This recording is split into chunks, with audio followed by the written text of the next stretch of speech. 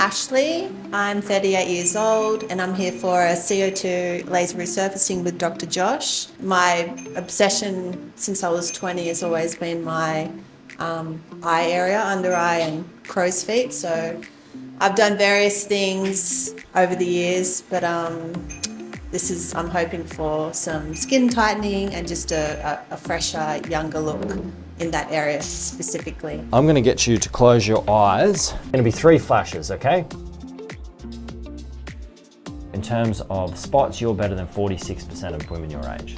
Pause, you're better than 19%. Yeah, our goal with this is to resurface the skin. So I would expect after this for your brown spots to improve, for your UV spots to improve, for the spots in general, wrinkles improve slightly. Okay, so in the old days, what would happen, we do what's called full field ablation. All this area here, we take the whole top layer of the skin off. You'd take about 2 to 4 weeks to heal. It was really intense. Your skin would weep. We'd have to do burns dressings. It was full on. The results were crazy. Like, they were really, really good. Yeah.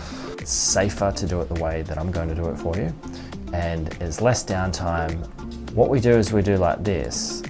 Instead of doing that whole thing, we can do lots and lots and lots of dots. Now, this is a lot bigger than what it is. Yeah. So that allows healthy skin that's not damaged by the laser to heal inwards, so you heal quicker. So you're not treating the entire surface, and you're not treating 100% of the skin, you're treating about 20% of the skin at a time. That's your epidermis, that is your dermis there, that's the fat underneath.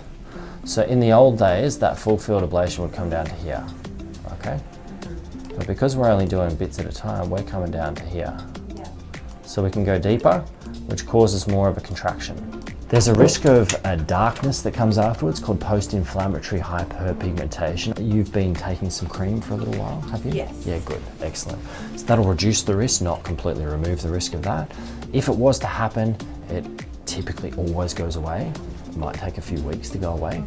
I can accelerate that process with some creams or some other lasers. Dermis, I'm gonna give you a tube, but if you need, you'll probably need more than this. Okay. All right.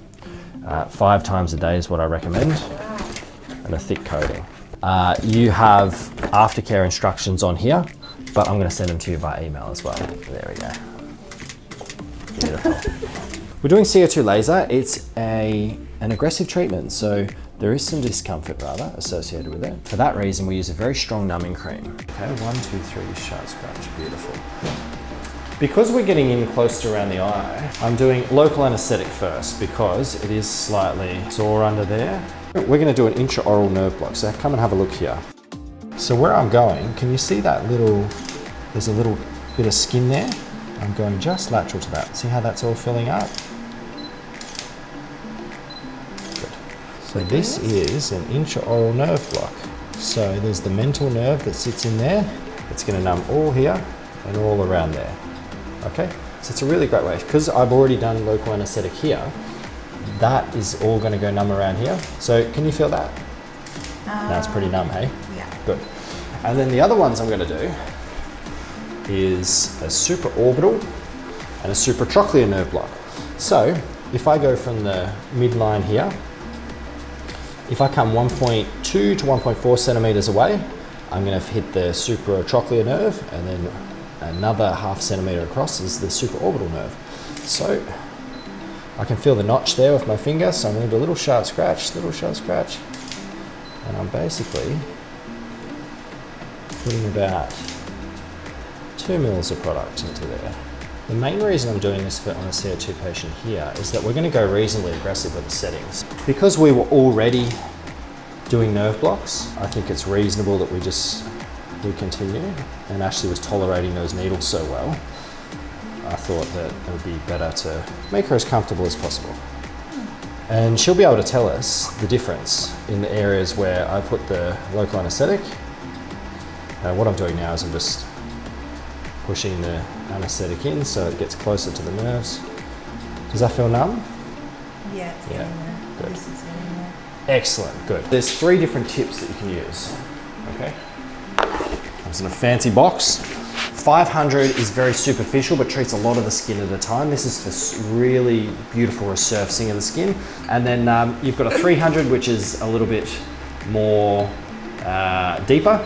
Okay, it doesn't treat as much of the skin surface at a time. And then you've got the 120 tip, which is what I have on the machine there. And that's going to treat much deeper, but less portion of the skin at a time. So this is really good for tightening the skin. Our primary goal here is to tighten the skin around the eyes. So the most effective thing you can do in the next 2 weeks in terms of aftercare is stay out of the sun. We worry about post-inflammatory hyperpigmentation, which is a pigment that follows trauma. A lot of you will recognize that when you've been younger and you've had an acne spot and it goes brown afterwards, that's what that is. That's post-inflammatory hyperpigmentation. 2, 3. How's that? Fine. That's what I like to hear. So you tell me, I'm gonna keep going, and then by all means, tell me when you need a break.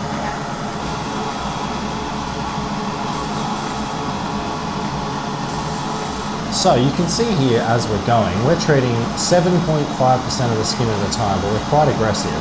And I'm slightly overlapping, so we're doing about, I would estimate about 9 to 12% of the skin at a time. So in areas where there's a little bit of extra pores, I overlap it even slightly more. A couple of deep wrinkles around there that I wanted to get rid of.